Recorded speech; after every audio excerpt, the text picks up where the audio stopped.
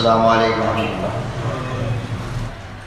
ہر قسم کی حمد و ثنا مالک ارض و سما، خالق کائنات،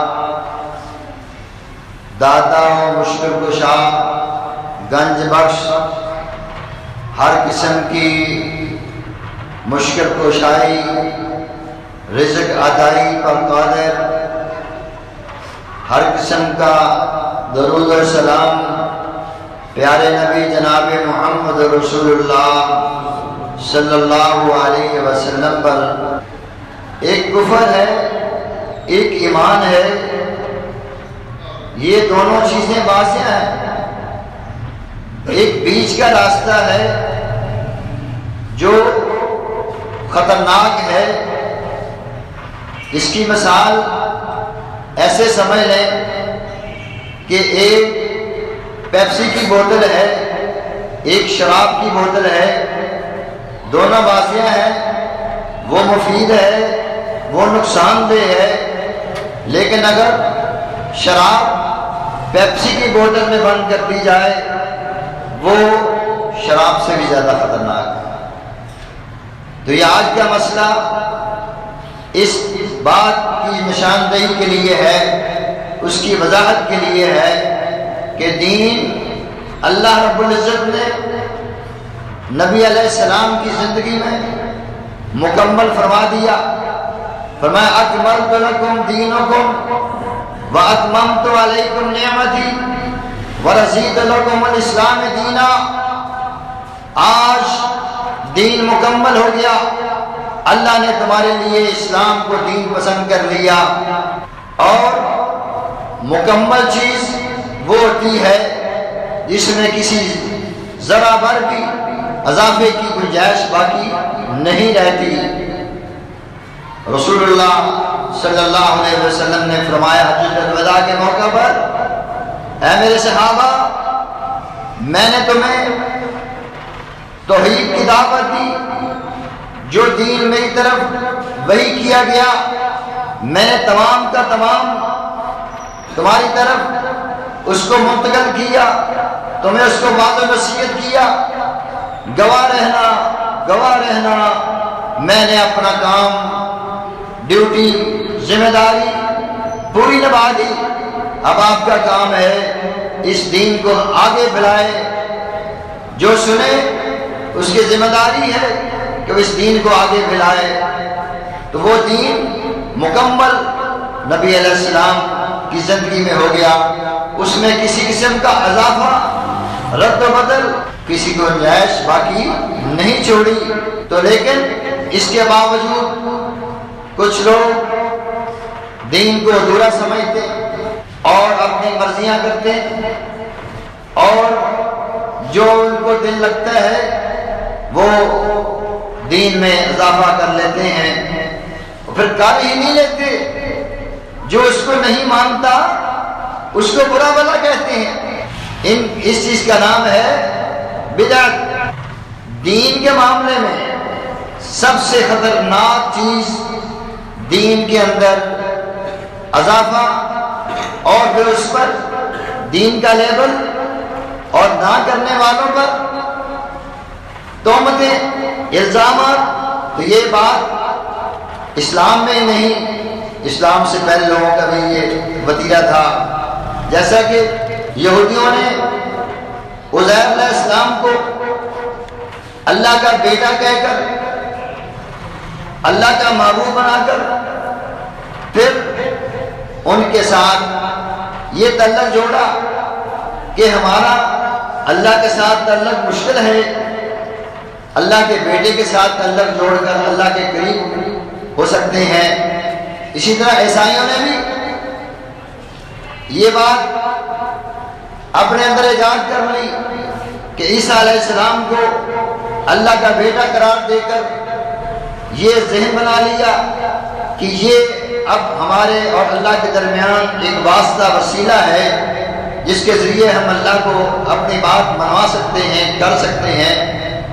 اسی طرح مکے والے بھی وہ بھی طرح طرح سے یہ چیزیں دین سمجھ کر، ثواب سمجھ کر، نیکی سمجھ کر وہ بھی کرتے رہے۔ تو اس چیز کا اس صورت میں رد فرمایا، میں افحسب الذین کفروا، کیا ان کافروں نے سمجھ لیا ان یتخذوا عبادی، کہ میرے بندوں کو اپنا کارساز بنا لیں گے، ان یتخذوا عبادی من دونی اولیاء، میرے ہی بندوں کو، میرے ہی پیاروں کو، میرے ہی نبیوں کو، میرے ہی ولیوں کو اپنا اولیاء بنا لیں گے، اپنا کارساز بنا لیں گے، سیڑھی بنا لیں گے۔ وَإِنَّا أَعْتَدْنَا جَهَنَّمَ لِلْكَافِرِينَ نُزُلًا، ان کو اللہ تعالیٰ نے کافر قرار دیا۔ بدعت وہ ہوتی ہے جس کو دین سمجھ کے کیا جائے، ثواب سمجھ کے کیا جائے، اس کو بدعت فی الدین کہا جاتا ہے۔ بعض لوگ یہ مغالطہ دیتے ہیں کہ جی دیکھیں یہ آپ نے میک لگایا ہوا ہے، یہ بھی تو بدعت ہے، یہ آپ نے اینک لگائی ہوئی ہے، یہ بھی تو بدعت ہے۔ بھائیو یہ میک لگانا، اینک لگانا، یہ بلب لگانا، یہ کوئی دین کا حصہ نہیں۔ بلب بند کر دیں ہمیں کوئی فرق نہیں پڑے گا، موم بتی جلا لیں، ٹیوب جلا لیں، کوئی اور چیز ہو سکتی ہے۔ ہم یہ تو نہیں کہتے بھئی جس نے مائک استعمال نہ کیا وہ بڑا ہی گستاخ ہے، جس نے اینک استعمال نہ کی وہ بڑا ہی گستاخ ہے، جبکہ بدعتی آدمی یہ کہتا ہے کہ جو میں نے بدعت جاری کی ہے وہ جو نہیں کرتا وہ گستاخ ہے۔ مثال کے طور پر اذان سے پہلے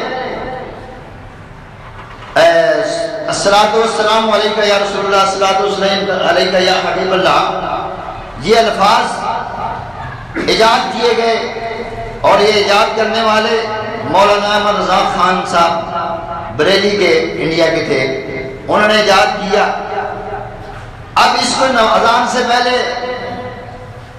ایک جماعت کہتی ہے اور جو لوگ نہیں کہتے ان کو کہتے ہیں یہ درود کے منکر ہیں، یہ ہے بدعت کا نقصان۔ ایجاد خود کی اور جو نہیں کرتے ان کو درود کا منکر کہہ دیتے ہیں۔ حضرت بلال رضی اللہ تعالیٰ عنہ دیگر اصحاب اذانیں دیتے رہے، اللہ اکبر سے اذان شروع ہوئی، لا الہ پر ختم ہوئی۔ اذان کے بعد حکم ہے کہ مجھ پر درود بھیجا جائے اور میرے لیے وسیلے کی دعا کی جائے۔ اس کے الٹ یہ پہلے یاد کر لیا، جو نہیں کرتے جی گستاخ ہیں۔ اب جمعے کی نماز کے بعد بعض مساجد میں آپ دیکھا ہوگا کہ وہ اپنا گھیرا بنا کر وہ جناب شمع بز میں کیا پڑھتے ہیں مجھے پتہ نہیں، بلاکھوں سلام، وہ سلام پڑھتے ہیں۔ جو نہیں پڑھتے یہ سلام کے منکر ہے، یعنی کہ اس کا بدعت کا انتہائی نشان یہ ہے کہ دوسروں پر الزام لگائیں گے۔ ہاں، دام پہ دام پڑھو درود، حضرت بھی یہاں بھی۔ اسی طرح کی یہ مرنے کے بعد کل تیسرا، 10واں، 40واں، یہ سارے کام اللہ کے نبی صلی اللہ علیہ وسلم کی زندگی میں مواد ہوئی۔ آپ کے بیٹے فوت ہوئے، آپ کی بیٹیاں فوت ہوئی، اصحاب فوت ہوئے، نہ آپ نے کل کیا، نہ 10واں، نہ 7واں، نہ 40واں کیا۔ شریعت نام ہے قرآن، محمد رسول اللہ صلی اللہ علیہ وسلم کی احادیث کا نام ہے قرآن ہے۔ اس سارے مجموعے کے اندر ان چیزوں کا کہیں ذکر ہی نہیں۔ اچھا، جو لوگ نہیں کرتے یہ مر گیا مردود نہ فاتحہ نہ درود، الزام ہے نا، یعنی بدعت جاری کی، پھر جو اس بدعت کو نہیں کرتا اس پہ الزام بازیاں، مر گیا مردود نہ فاتحہ نہ درود۔ بھئی تم نے تو کیا، اس لیے لوگ کیا کہیں گے، تم نے تو لوگوں کو دکھانے کے لیے کیا، نہ نبی کی سنت، نہ اللہ کا حکم، نہ مردے کو فائدہ، تم نے تو لوگوں کو دکھانے کے لیے کیا۔ جو نہیں کرتے جی مر گیا مردود نہ فاتحہ نہ درود۔ تو یہ چیزیں دین کے اندر نہیں ہیں۔ قبر پرستی، قبروں پر جا کے اچار چڑھانے اور وہاں جا کے دیے جلانے، مزار بنانے، اس کو کیا سمجھ کر کیا جاتا ہے؟ دین، نیکی سمجھ کر، یہ بدعت ہے۔ اسی طرح مردوں سے وسیلہ مانگنا، یہ اس پر چراغاں کرنا، طواف کرنا۔ پھر ایک اور بھی بدعت ہمارے بھی کئی نمازی کرتے ہوں گے، جمعے کی نماز پڑھنے کے بعد احتیاطی ظہر پڑھتے ہیں۔ کیوں بھائی؟ جی پتہ نہیں جمعہ کی نماز ہوئی کہ نہ ہوئی۔ بھی شک والی عبادتوں کی عبادت ہوتی ہے۔ عبادت وہ ہوتی ہے جو پوری یقین کے ساتھ کی جائے۔ جب اللہ کے نبی نے کہا ہے کہ جمعے کی 2 رکعتیں فرض ہے، بس جمعے کے بعد احتیاطی ظہر پڑھی جاتی ہے، یہ بھی بدعت ہے۔ قرآن خوانی کی جاتی ہے، جناب مدرسے سے بچے بلاؤ، مردے کو بخشوانا ہے، قرآن پڑھا جائے گا۔ اب پہلی بات تو یہ دیکھیں، وہ مدرسے کے بچے آئے ہیں، قرآن پڑھ رہے ہیں، کسی کو پڑھنا آتا نہیں، کسی کو آتا ہے، کوئی اثر قرآن پہ ہے تو سب کے ہاتھوں میں سپارہ پکڑا دیا جاتا ہے۔ وہ جناب جس کو آتا ہے وہ پڑھتا ہے کچھ نہ کچھ، جس کو نہیں آتا انگلی پھری جاتا ہے، نہیں تو یقین نہیں آتا تو یہ دیکھ لیں، چیک کر لیں۔ اور ان کو تمہارے مردے بخشانے سے کیا تعلق؟ ماں آپ کی فوت ہوئی، باپ آپ کا فوت ہوا، اس بچے کو کیا؟ وہ کس لیے پڑھ رہا ہے؟ جو سامنے دیگ پک رہی ہے، جو سامنے فروٹ پڑا ہوا ہے، وہ کہتا ہے جلدی جلدی ختم کرو تاکہ یہ کھانے کی باری آ جائے۔ یہ فراڈ، دھوکہ بازی میت کے ساتھ ہوتی ہے۔ تو یہ ساری چیزیں دین کے اندر نہیں ہیں، اور نبی کریم صلی اللہ علیہ وسلم نے فرمایا کہ شر الامور محدثاتها، بدترین کاموں میں سے بدتر کام ہے کہ دین کے اندر نئی بات ایجاد کی جائے۔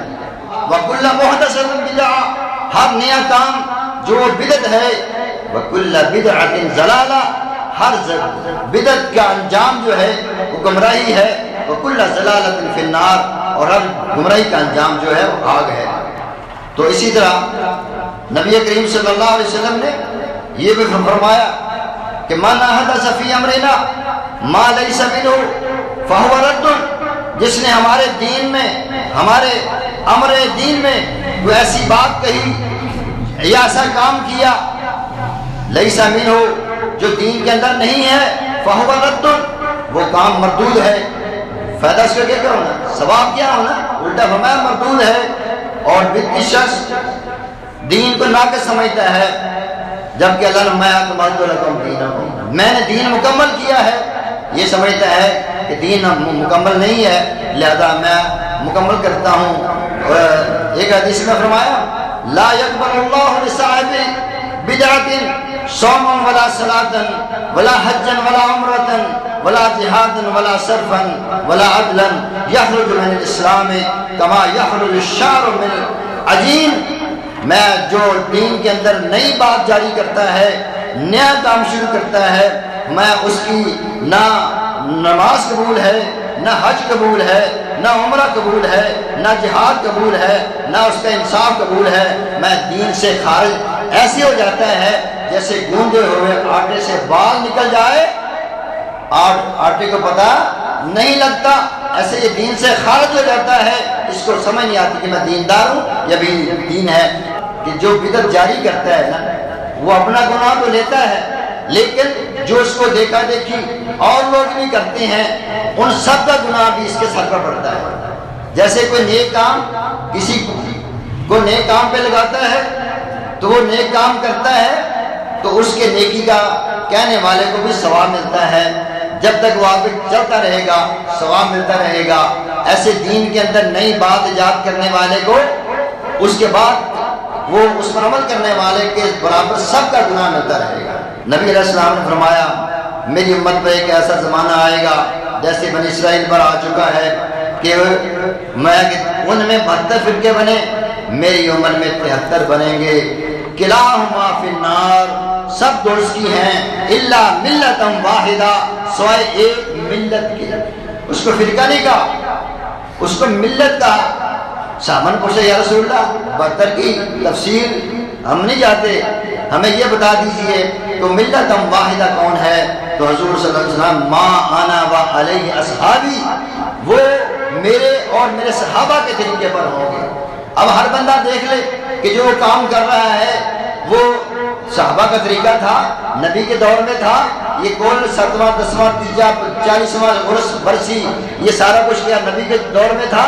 یہ قوالی، یہ مزاروں پر میلے، حرمت علیکم المیتۃ والدم ولحم الخنزیر وما اہل بہ لغیر اللہ، تم پر مردار حرام، سور کا گوشت حرام، خون حرام، اور وہ چیز حرام جو اللہ کے سوا کسی کے نام کی مشہور کر دی جائے۔ یہ امام جعفر کے نام کے کنڈے، یہ حسن حسین کے نام کی نظر و نیاز، یہ سب کچھ کس نے دیا؟ تحیات میں ہم کہتے ہیں تحیات للہ والصلوات والطیبات، میری بالی، میری جانی، میری بدنی کولی سب عبادت تیرے لیے، اور بعد میں ہم جناب وہ مال ہاں جی اس کو نذرہ بنا کے ہم غیر اللہ کے نام کی پیش کریں۔ اللہ اکبر۔ قیامت کا دن ہوگا، نبی علیہ السلام نے فرمایا